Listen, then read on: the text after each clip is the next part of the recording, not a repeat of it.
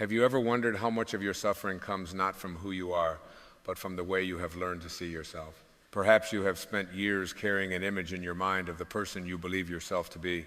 Maybe that image says you are too sensitive, too damaged, too late, too uncertain, too difficult to love, or somehow not enough. And because you have looked at yourself through that image for so long, you may have forgotten to ask a much deeper question. What if that image is not you at all? There are moments when life becomes quiet enough for this question to appear. Perhaps it comes late at night when everyone else is asleep and your mind is still moving through old conversations. Perhaps it comes after a relationship changes, after someone disappoints you, after you make a mistake you cannot stop replaying, or simply during a season when you no longer recognize the person you have become. You look at your life and wonder why peace seems so far away. Yet beneath all of that thinking, there may be something within you quietly waiting to be noticed. You have been looking at yourself for your entire life, but you may not always have been seeing yourself. There is a difference. Much of what you believe about yourself was gathered along the way. Someone criticized you, and a small part of you wondered if they were right. Someone left, and you quietly concluded that perhaps you were not worth staying for. Someone succeeded where you struggled, and comparison whispered that you were falling behind. You made a mistake, and instead of seeing something you had done, the mind began turning it into something you were. Slowly, experiences became conclusions, and conclusions became identity. This is one of the subtle movements of the ego. It takes what happened and says, this is who you are. It takes one rejection and creates a story of unworthiness. It takes one failure and creates a fear of trying again. It takes another person's judgment and carries it for years as though their opinion were a spiritual truth. But what if you could observe those stories without continuing to become them? Imagine standing beside a river. Leaves are floating past you on the surface. Some are beautiful, some are torn. Some have traveled a long distance before reaching you. You can notice every leaf without climbing into the river and following it wherever it goes. Your thoughts about yourself can be approached in much the same way. They appear, they move, they tell stories.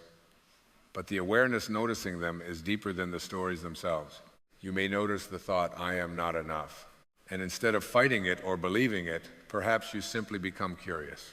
Where did I learn this? Whose voice does this sound like?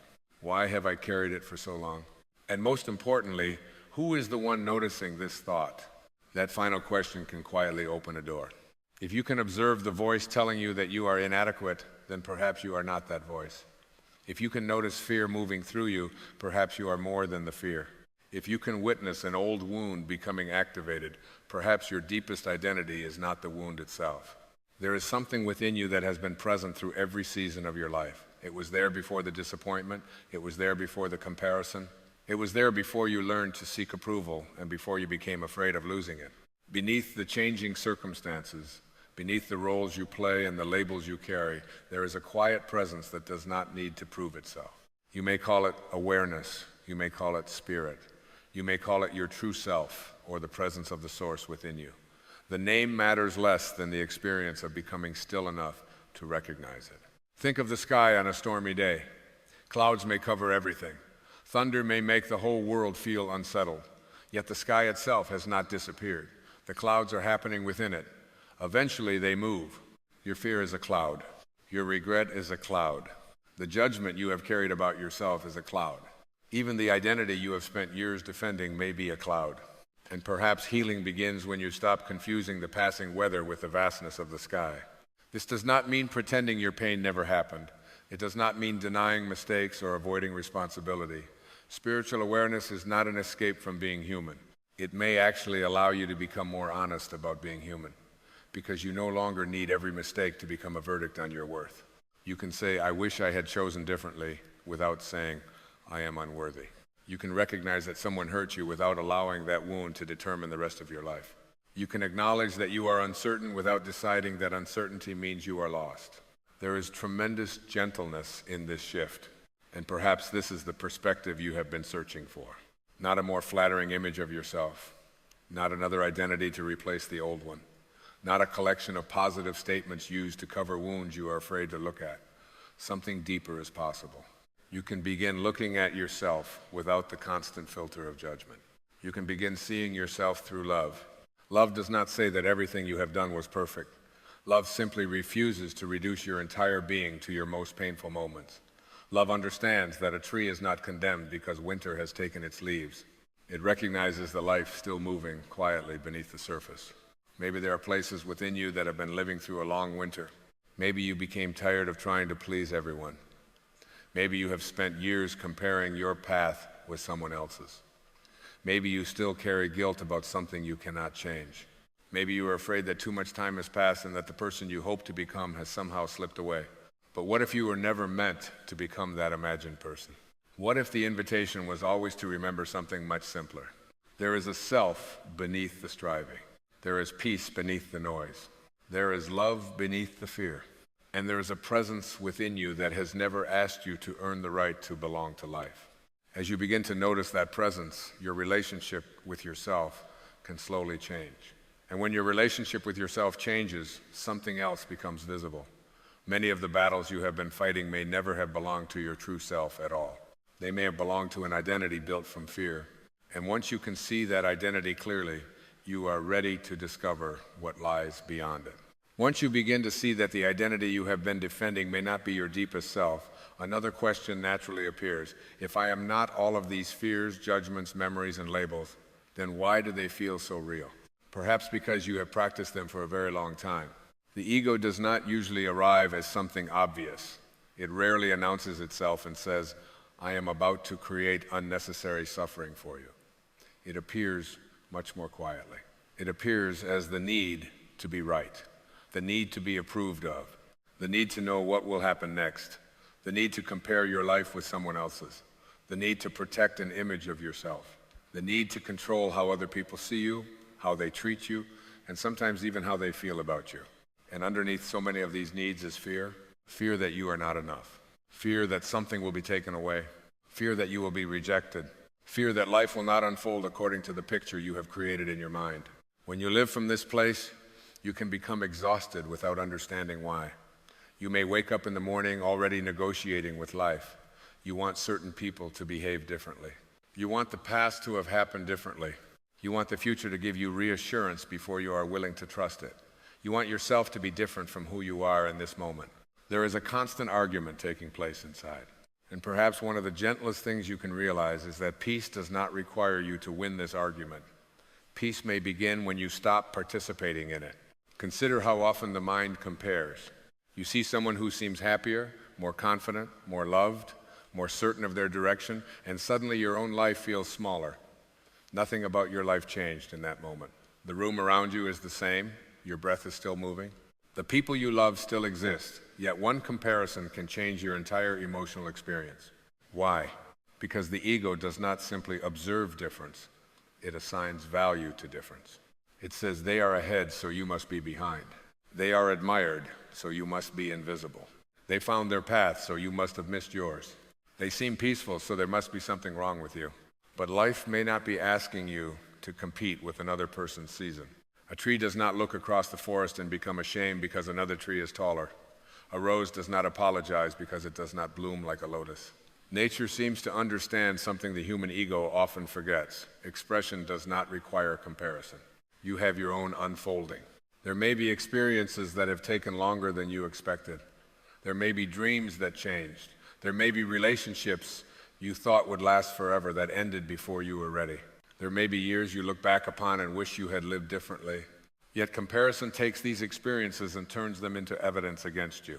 Awareness does something else. Awareness asks, what has this season been teaching me? That question does not accuse, it opens. Perhaps the years you considered wasted were teaching you what you no longer wanted to carry. Perhaps the relationship that ended revealed how often you abandoned yourself to keep another person comfortable. Perhaps the disappointment you resisted was quietly redirecting you toward a deeper relationship with yourself. This does not mean every painful event must be given a beautiful explanation. Sometimes pain is simply pain. Loss hurts. Rejection hurts. Betrayal hurts. Uncertainty can frighten you. But there is a difference between experiencing pain and building a permanent identity around pain.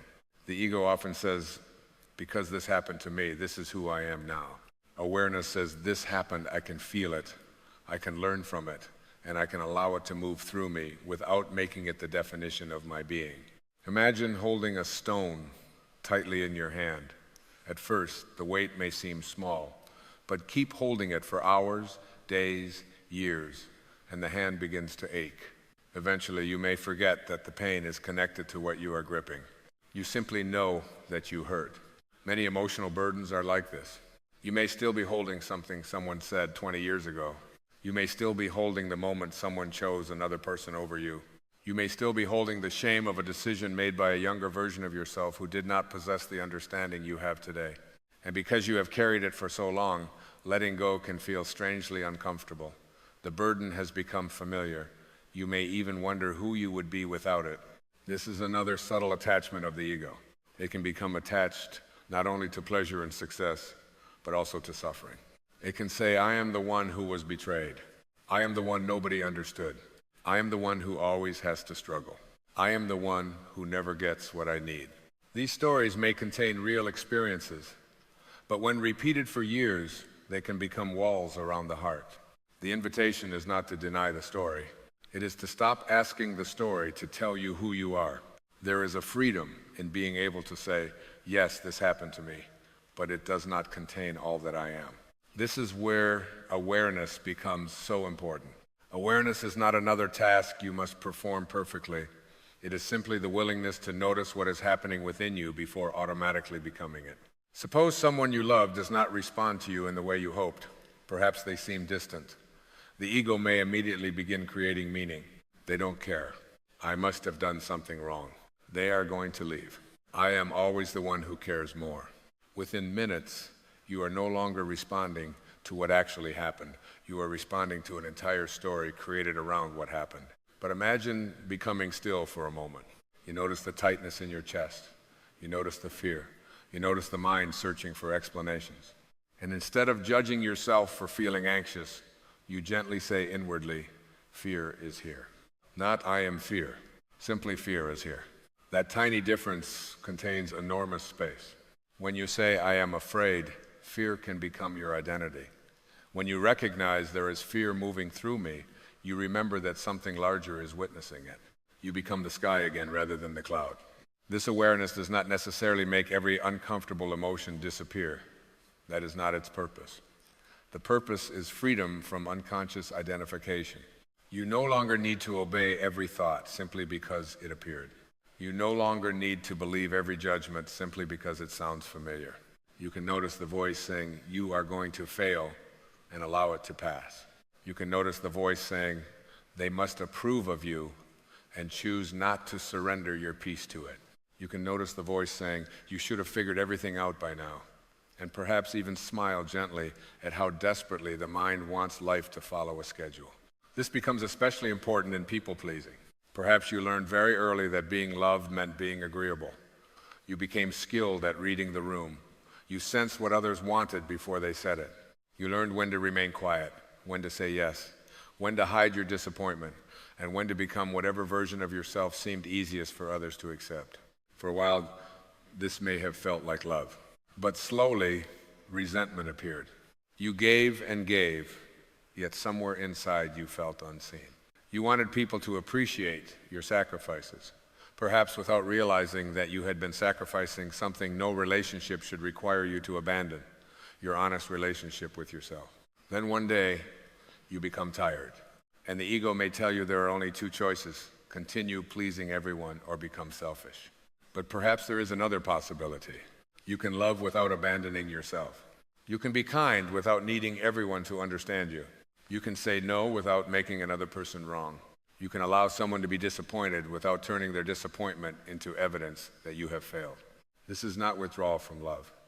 It may be a more honest form of love, because love without freedom eventually becomes obligation, and obligation often becomes resentment. When you stop needing another person to approve of you, you may finally become capable of meeting them without hidden demands. You are no longer saying, I will love you so that you will confirm my worth. You are simply bringing love. This is also where control begins to soften. Control is often fear disguised as planning. You imagine the future and try to arrange every detail so nothing painful can surprise you. You rehearse conversations before they happen. You predict how others might respond. You create entire futures in your mind and then suffer because those imagined futures frighten you. The mind says, if I can understand everything, I will finally feel safe. Yet life continues reminding you that certainty was never part of the agreement. People change, bodies age, plans shift, children grow, relationships evolve, doors close, unexpected doors open, seasons turn whether you are ready or not. You can spend enormous energy demanding that the river stop moving, or you can begin learning something from the river. A river does not know every turn before it reaches it. It moves because movement is its nature. It meets rocks without deciding that the rocks have ruined its journey. Sometimes it flows around them, sometimes over them. Sometimes its entire direction changes, and still it moves towards something larger. Perhaps trust is not knowing exactly where your life is going. Perhaps trust is knowing that you do not have to know everything in order to be present for what is here. When you release the demand for certainty, something within you relaxes. You may still make plans. You may still have preferences. You may still care deeply about what happens. Spiritual surrender does not mean becoming passive or indifferent. It means participating fully without insisting that your inner peace depends upon receiving one particular outcome. This distinction can transform the way you relate to uncertainty.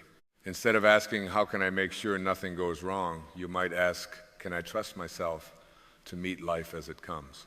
Instead of asking, how do I control what this person does, you might ask, can I remain connected to love even when I cannot control their choices? Instead of asking, how can I guarantee my future, you might ask, what would it feel like to be fully present in this moment? The ego lives comfortably in yesterday and tomorrow because both places allow endless stories. Yesterday gives it regret. Tomorrow gives it worry. But this moment gives it very little to hold. Right now, before the mind tells you what should be happening, there is simply breath. There is awareness. There is presence. There is life. You may notice that many of your most painful thoughts contain some version of should. I should be further along. They should have treated me differently. I should have known better. My life should look different by now. The word seems harmless, but repeated constantly, it can become a quiet refusal of reality. This does not mean you must approve of everything that has happened. Acceptance is not approval. Acceptance is simply the willingness to stop arguing with the fact that what has happened has already happened. From that place, you become free to choose what happens next. You can spend years wishing your childhood had been different, and perhaps there were things you truly deserved but did not receive. You can acknowledge that with compassion. You can grieve it. You can understand its impact. But eventually there may come a moment when you recognize that continuing to demand a different past is asking life for something it cannot provide. And then a deeper question becomes possible. What can I give myself now that I once waited to receive from someone else? Perhaps it is understanding, perhaps gentleness, perhaps permission to rest, perhaps the simple recognition that you no longer need to punish yourself for having been human. This is where the perspective on yourself begins changing in a profound way. You stop standing in judgment over your life and begin standing beside yourself. You become less like a courtroom and more like a sanctuary. You no longer examine every mistake looking for proof that something is wrong with you. You begin looking with curiosity. Why did I react that way? What was I afraid of? What was I trying to protect? What did I believe I needed?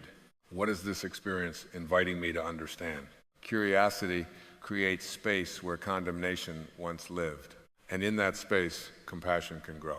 Perhaps you once stayed in a relationship long after you knew it was hurting you. The ego may say, how could you have been so foolish? Awareness may say, you were afraid to be alone, and you were doing the best you could with the awareness you had. Perhaps you spent years seeking approval from people who could never give you what you wanted. The ego says, you wasted so much time. Awareness says, now you understand what happens when you place your worth in someone else's hands. One voice punishes, the other teaches. One closes the heart, the other opens it. And the remarkable thing is that you do not need to destroy the ego in order to become free. Fighting the ego can simply become another ego project. You do not need to hate the fearful voice. You can understand it. Perhaps that voice has been trying to protect you. It learned that rejection hurt, so it told you not to risk being vulnerable again. It learned that criticism hurt, so it encouraged you to become perfect. It learned that uncertainty felt dangerous, so it tried to control everything. It learned that loneliness hurt, so it persuaded you to hold tightly to people even when holding tightly created more suffering. When you see this, you can meet the ego with compassion rather than war. You might quietly say, I understand why you are afraid, but fear does not have to choose for me anymore. This is awareness becoming love, and love has a very different relationship with life. Fear asks, how can I protect myself from everything? Love asks, how can I remain open without abandoning myself? Fear asks, what if I lose this? Love asks, can I appreciate this while it is here? Fear asks, what will people think? Love asks, what feels true when I become quiet? Fear asks, who do I need to become so I will finally be enough? Love whispers, what if enoughness was never something you had to achieve? Sit with that question for a moment. What if the person you have been trying so hard to become was never the answer? What if the endless improvement, comparison, proving, explaining, defending, and pleasing were all attempts to earn something your deepest self already possessed? A wave does not need to prove that it belongs to the ocean. It is the ocean expressing itself for a while in a particular form. And perhaps you can begin seeing yourself this way. Not as an isolated being struggling to earn your place in existence, but as an expression of the same source that moves through everything alive. You breathe, because life is breathing through you. Your heart continues beating through moments when you remember it and moments when you forget. Something larger than your conscious effort has been carrying you all along. When you reconnect with that awareness, the perspective begins to change. You are no longer asking life to tell you whether you are worthy. You are no longer asking your past to determine what you may become. You are no longer asking another person's opinion to define your value. You begin returning inward. And this return is not an escape from the world. It is a different way of entering it. You can still experience disappointment without becoming disappointment. You can experience uncertainty without defining yourself as lost. You can experience rejection without rejecting yourself. You can watch someone walk away without believing that your worth walked away with them. Slowly, the grip loosens. You begin discovering that letting go is not losing yourself. It is releasing what was never truly you. The comparisons, the borrowed judgments, the old identities, the demand for certainty, the need to be understood by everyone, the belief that your past has the final word, and beneath all of these layers, something remarkably quiet remains. Not an improved ego, not a perfected personality, not a new story designed to make you feel superior to the old one. Simply presence, simply awareness, simply the part of you capable of meeting this moment without needing to turn it into evidence for or against yourself. And perhaps this is why so much of the spiritual journey feels less like acquiring something and more like removing what has been covering what was already there. Like clouds moving away from the sun did not need to be repaired. It was never gone.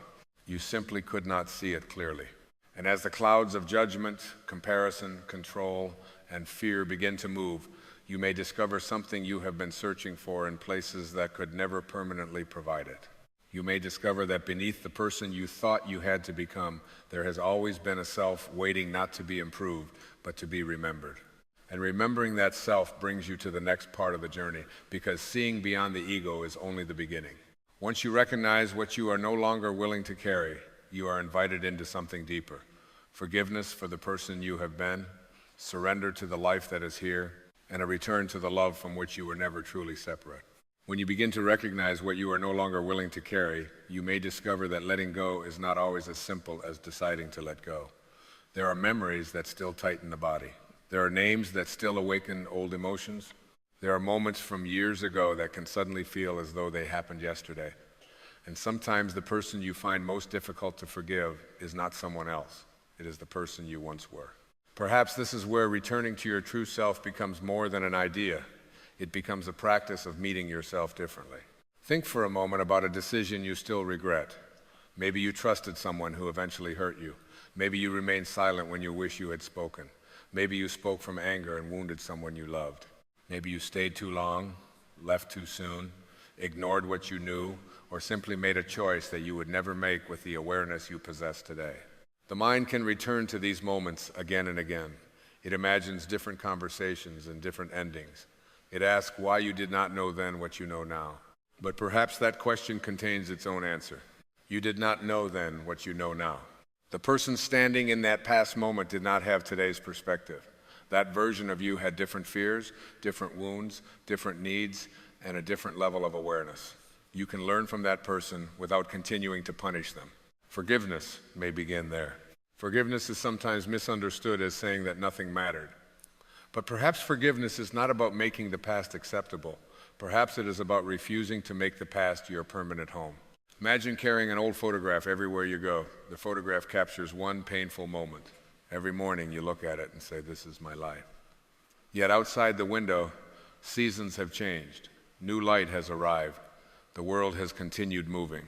The photograph may be real, but it is not the whole of reality. Your memories can be like that. They deserve acknowledgement, but they do not deserve ownership of your entire identity. When you forgive yourself, you are not erasing the photograph. You are simply putting it down long enough to look through the window. And perhaps you notice that life is still here. This same understanding can transform the way you forgive others. Someone may have betrayed your trust. Someone may have failed to give you the love you needed.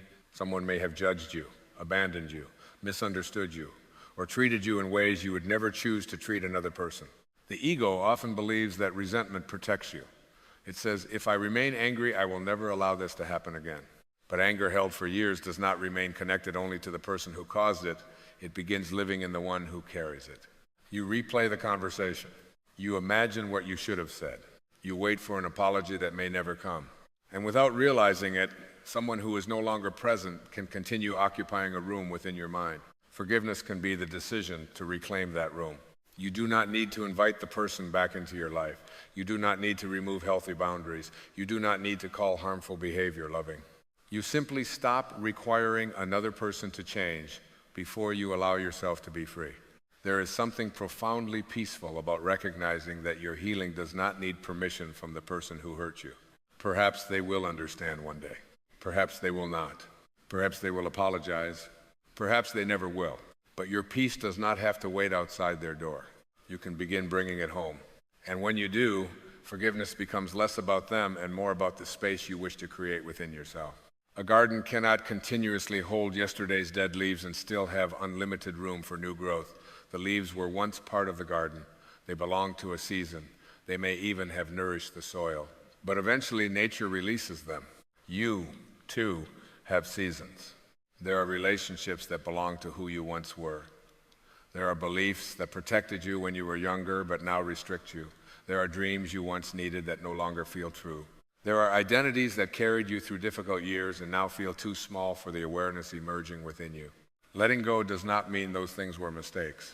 A leaf does not become wrong because autumn arrives.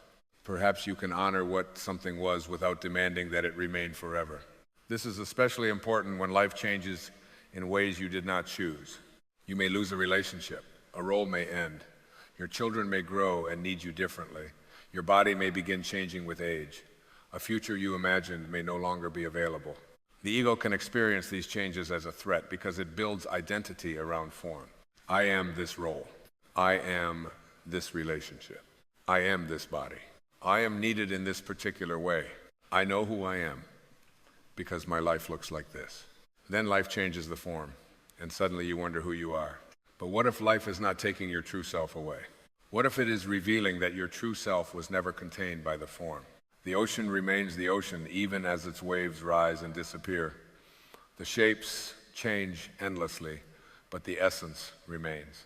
Your roles are waves. Your age is a wave. Your achievements and disappointments are waves. Your relationships are waves. Even your body, precious as it is, moves through its own seasons. The deeper presence witnessing these changes may be closer to the ocean itself. When you begin to sense this, aging can take on another meaning. Instead of seeing each passing year only as something being lost, perhaps you begin asking what can now be released. Maybe you no longer need to impress everyone. Maybe you no longer need to explain every choice. Maybe you no longer need to carry arguments that ended years ago. Maybe you can finally stop trying to become the person someone else expected you to be. There can be a quiet freedom in discovering that life is not asking you to remain who you were. It may be inviting you to become more available to what you have always been underneath the roles. And this requires surrender. Surrender can sound frightening because the ego hears it as defeat. But spiritual surrender is not giving up on life. It is giving up the demand that life must obey your expectations before you can be at peace. There is a difference between having an intention and demanding an outcome. You can intend to bring love into a relationship without controlling whether the relationship lasts forever. You can intend to live honestly without controlling whether everyone approves. You can intend to care for your body without controlling every change that time will bring. You can intend to move toward what feels meaningful without requiring the entire road to reveal itself before you take the next step. Intention says, this is the energy I choose to bring. Attachment says, life must give me this particular result. One creates openness. The other creates fear. Perhaps you have experienced this in relationships. You love someone deeply, and because you love them, you begin fearing their loss. Slowly, love becomes mixed with control. You need reassurance. You interpret silence. You become afraid of change. The ego says, hold tighter. But have you ever held sand in your hand? The tighter you squeeze, the more slips through your fingers. Love may ask for something gentler. It may say, be present while this person is here. Appreciate them. Listen. Speak honestly. Love them without turning them into the source of your identity. This does not make love smaller. It makes love freer. You begin to understand that another person can accompany you without completing you. They can bring enormous beauty into your life without becoming responsible for the peace that belongs to your relationship with yourself and the source. Then relationships can become places of sharing rather than places of emotional bargaining. You are no longer silently saying, please behave in a way that proves I am worthy. You can say, I know where my worth comes from, and from that wholeness, I can meet you with love. This changes the way you listen. It changes the way you disagree. It changes the way you release someone when their path moves away from yours. And perhaps most importantly, it changes the way you remain with yourself when another person leaves. Loss still hurts. Love does not make you immune to grief. If anything, an open heart may feel grief very deeply. But grief and spiritual peace can exist in the same heart. You can miss someone and still trust life. You can cry and still be connected to the source. You can wish something had lasted longer and still be grateful that it existed. This is one of the quiet mysteries of acceptance. Peace does not always mean the absence of sadness. Sometimes peace is the space that allows sadness to move without turning it into despair about who you are. Imagine the ocean again. A storm may disturb its surface, but deep beneath the waves, there is stillness. Your emotions are real waves. You do not need to suppress them. You do not need to pretend to be spiritually calm when your heart is hurting. You can allow the wave while remembering the depth. That depth is where you may begin to recognize your connection with the source. Perhaps source is not something distant that you must earn your way toward. Perhaps it is the quiet intelligence already moving through you. You see it in the seed that somehow knows how to become a tree. You see it in the body repairing a small wound without waiting for your instructions. You see it in the rhythm of the seasons, the movement of tides, the mysterious way life continues, creating life. And perhaps that same intelligence is present within your unfolding. You may not understand every season while you are living it. A seed beneath the soil cannot see the garden it may one day become. From its perspective, there may be only darkness, pressure, and uncertainty. Yet something within the seed moves toward light. Maybe there have been seasons when you felt buried rather than planted. Nothing seemed to move. You questioned your purpose. You wondered whether life had forgotten you. You watched other people appear to bloom while you remained beneath the surface. But what if some seasons are not asking you to be visible? What if they are asking you to grow roots? Inner growth often happens quietly. Forgiveness is quiet. Learning to trust yourself again is quiet. Releasing the need for approval is quiet. Choosing peace instead of reopening an old argument is quiet. Sitting alone and discovering that solitude does not mean abandonment is quiet. No one may applaud these changes, yet they can transform the entire quality of your life. And perhaps this is where purpose begins to look different. The ego often asks, what great thing am I supposed to do? But the deeper self may ask, what quality of being am I bringing to what I am already doing? You may be searching for a grand purpose while life is inviting you to bring patience into one conversation. You may be asking for a sign while life is inviting you to forgive yourself. You may be waiting for a new beginning while ignoring the possibility of meeting this ordinary day with a new consciousness, Purpose does not always arrive as a destination. Sometimes it arrives as presence. How do you speak to the person in front of you? How do you treat yourself when nobody is watching? What do you bring into a room where everyone else is afraid? Can you bring understanding?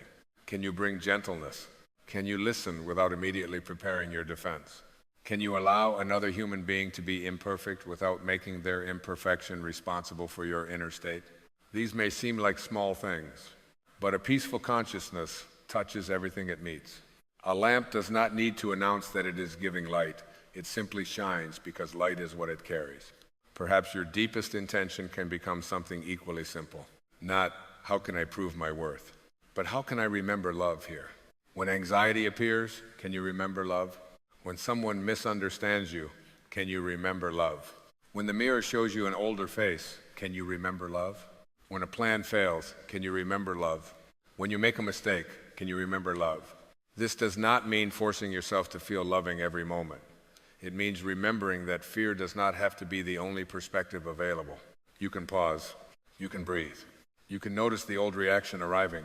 And you can ask, if I were not trying to protect an image of myself right now, how might I meet this moment? Sometimes the answer will be silence. Sometimes a boundary. Sometimes an apology. Sometimes walking away. Sometimes staying. Sometimes simply placing your hand over your heart and refusing to speak to yourself in the cruel voice you learned long ago. Love is not always soft in appearance, but it does not need hatred in order to be strong. You can say no with love. You can leave with love. You can disagree with love. You can protect your peace without condemning another person. This is possible when you no longer need to make someone else wrong in order to feel whole. And gradually, something changes in the way you see yourself. You stop seeing a project that must constantly be repaired. You begin seeing a human being unfolding. You stop seeing only what went wrong. You begin seeing what became conscious because of what happened. You stop asking, why am I like this? And perhaps begin asking, what part of me is asking to be understood? That question carries compassion. And compassion allows wounded places to come into the light without shame. Think of a child who is frightened. You would not heal the child by standing over them and saying, you should not be afraid. You might sit beside them. You might listen. You might offer your presence until the fear no longer feels so lonely. What if you could meet your own inner life in the same way? When anxiety appears, sit beside it. When regret appears, listen. When loneliness appears, do not immediately conclude that something is missing from you. Let the feeling speak without allowing it to define you. You may discover that many emotions simply want to be felt without being turned into identities. And when they are allowed to move, they often reveal something beneath them. Fear may reveal a longing for safety. Anger may reveal a wound that needs acknowledgement. Jealousy may reveal where you have forgotten your own path. People-pleasing may reveal a fear that love must be earned. And when you see the need beneath the behavior, judgment begins losing its purpose. Understanding enters, then acceptance, then release. This is how transformation can happen without force. Not because you attacked the old self until it disappeared, but because you brought so much awareness to it that you no longer needed to remain trapped inside it. The caterpillar does not condemn itself for not yet having wings. Nature does not seem ashamed of transition. Perhaps you do not need to be ashamed either. You are allowed to be unfinished. You are allowed to change your mind. You are allowed to outgrow old definitions. You are allowed to discover that something you once believed about yourself is no longer true. And you are allowed to rest. Sometimes spiritual growth is not another mountain to climb. Sometimes it is sitting quietly at the place where you are and realizing that you have been carrying a mountain on your back. You can put it down. The need to prove, the need to control, the need to be perfect, the need to have your entire future explained. Put it down for this moment. Feel your breath. Notice that life is still happening without your constant management. Your heart knows how to beat. Your lungs know how to receive the air. The earth continues turning. Morning arrives without your assistance. Perhaps you can trust life a little more than you have. Not because you have been promised that nothing painful will happen, but because you are beginning to discover something within yourself that circumstances cannot easily take away. A place of awareness, a place of love, a place that remembers its connection to something larger. From that place, gratitude becomes natural. Not gratitude that denies pain, but gratitude that sees beyond it. You may become grateful for the breath you once overlooked, for a quiet morning, for someone who stayed, for someone whose leaving taught you to stay with yourself, for the body that has carried you through every difficult season, for the wisdom you could not have possessed without living through uncertainty. You may even become grateful that the person you thought you had to be is beginning to loosen their grip, because underneath that person, something simpler is emerging, something quieter. You, not the version of you created by fear, not the version shaped entirely by other people's expectations, not the version constantly checking whether you are good enough. The presence underneath all of those versions. And perhaps this is what returning to yourself has always meant. You are not traveling toward some distant spiritual destination. You are removing what keeps you from recognizing the sacredness already present. You forgive, and another layer falls away. You surrender, and another layer falls away. You stop comparing, and another layer falls away. You choose love where fear once made the decisions, and another layer falls away, until eventually you may discover that the peace you spent years searching for was never hiding somewhere outside you. It was beneath the noise. It was beneath the judgment. It was beneath the story. It was waiting in the same place it has always been. And once you begin remembering this, the question becomes beautifully practical. How do you carry this awareness into an ordinary morning, an uncomfortable conversation, a moment of uncertainty, or a day when the old stories return? Because remembering your true self is not only something that happens in silence. The deeper invitation is learning to live from that remembrance when you return to the world. And so the deeper question is no longer simply, who am I? It becomes, how do I live when I remember who I am? Perhaps the answer does not require a dramatic change in your life. You may wake tomorrow in the same home with the same responsibilities, the same relationships, and some of the same uncertainties. The world around you may look almost identical, yet something can be different because the eyes through which you are looking have changed. You can begin the morning with a few moments of stillness before allowing the noise of the world to enter, before checking what others are doing, before remembering everything you believe you must accomplish. Simply notice that you are here. Feel your breath. Listen to the silence beneath your thoughts. You do not need to create peace in that moment. Perhaps you only need to notice the peace that thought has been covering. And when the old voice returns, as it sometimes will, you do not need to be disappointed. If it says you are not enough, notice it. If it compares you with someone else, notice it. If it brings back an old mistake and asks you to punish yourself again, notice it. Awareness itself begins changing your relationship with these thoughts. You can gently ask, is this love speaking, or is this fear repeating something familiar? You do not have to fight the answer. You simply become aware. Throughout the day, there may be moments when someone says something that disturbs your peace. Before reacting, perhaps you can create a little space. One breath can sometimes be enough to remember that another person's behavior does not have to determine the state of your inner world. You can choose understanding without agreeing. You can choose a boundary without hatred. You can choose silence without resentment. You can choose to walk away without carrying the argument with you for the rest of the day. This is how inner freedom begins, appearing in ordinary moments. And when you make a mistake, because you will still be human, perhaps you can practice forgiveness immediately rather than waiting years to offer it to yourself. Acknowledge what happened. Repair what can be repaired. Learn what can be learned. Then allow yourself to continue walking. A traveler does not return to the beginning of the road every time they stumble. They regain their balance and take another step. You can do the same. At the end of the day, gratitude can become another way of returning home. Not forced gratitude. Not pretending that everything was wonderful. Simply notice what was quietly given. A conversation, a meal, a moment of laughter, a lesson hidden inside frustration. A breath you did not have to earn, the light changing outside your window. The fact that despite everything you have lived through, there is still something within you capable of loving. Gratitude shifts your attention from what the ego says is missing toward what life is already offering. And slowly, trust grows. Trust does not mean believing that life will always arrange itself according to your preferences. It may mean knowing that whatever season arrives, you can meet it without abandoning yourself. There will still be uncertainty. There may still be loss. There may still be people who misunderstand you. But you no longer have to make every external change into an internal crisis. You can remember the ocean beneath the waves. You can remember the sky behind the clouds. You can remember that winter does not mean the tree has lost its life. And you can remember that a difficult season does not mean you have lost your way. Perhaps your daily spiritual practice can be this simple: become still enough to notice when fear is choosing for you and gently return to love. Return when you compare. Return when you judge. Return when you begin controlling. Return when you are tempted to reopen an old wound simply because the pain feels familiar. Return when you forget, especially when you forget. Because forgetting does not mean you have failed spiritually. The entire journey may be a rhythm of forgetting and remembering. You forget that you are more than your past, and then you remember. You forget that another person's approval cannot create your worth, and then you remember.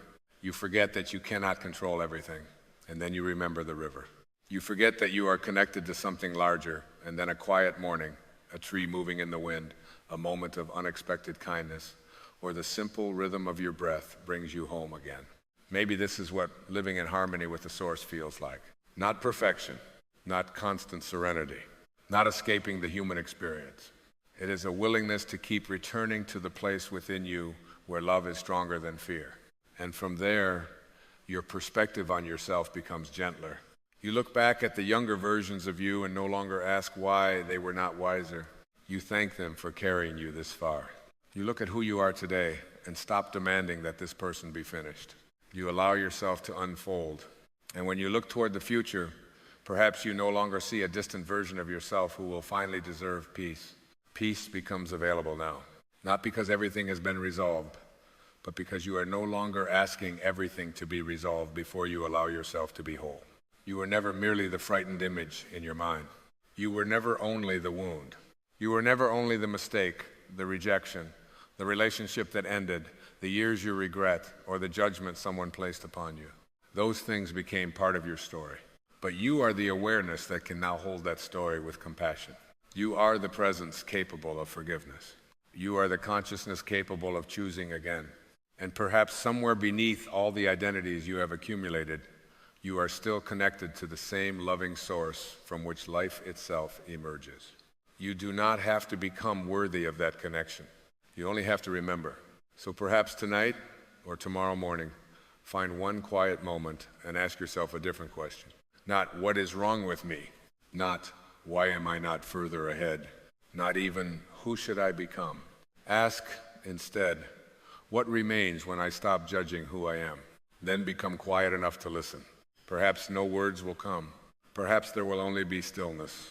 And in that stillness, you may recognize something strangely familiar, a peace you thought you had lost, a love you thought you needed someone else to give you, a sense of belonging you had been searching for in the world. Maybe it was never gone. Maybe it was simply hidden beneath everything you had learned to believe about yourself. And if that possibility touches something within you, carry it gently into your life. You do not need to force it. You do not need to prove it. Simply remember it. You are not becoming someone new. You are remembering the peaceful, loving presence that was there before fear told you who you had to be. And perhaps that is the most beautiful perspective you can ever have on yourself. If something in this reflection spoke to you, you are welcome to share in the comments what you are ready to see differently about yourself. And if you would like to continue exploring these quiet journeys into awareness, forgiveness, inner peace, and connection with the source, you can subscribe and return whenever you need a reminder. Until then, move gently through your life. Forgive what you can. Release what no longer belongs to you. Be grateful for what is here. Trust what is unfolding. And whenever the noise becomes loud again, return within. The peace you are searching for may already be waiting there.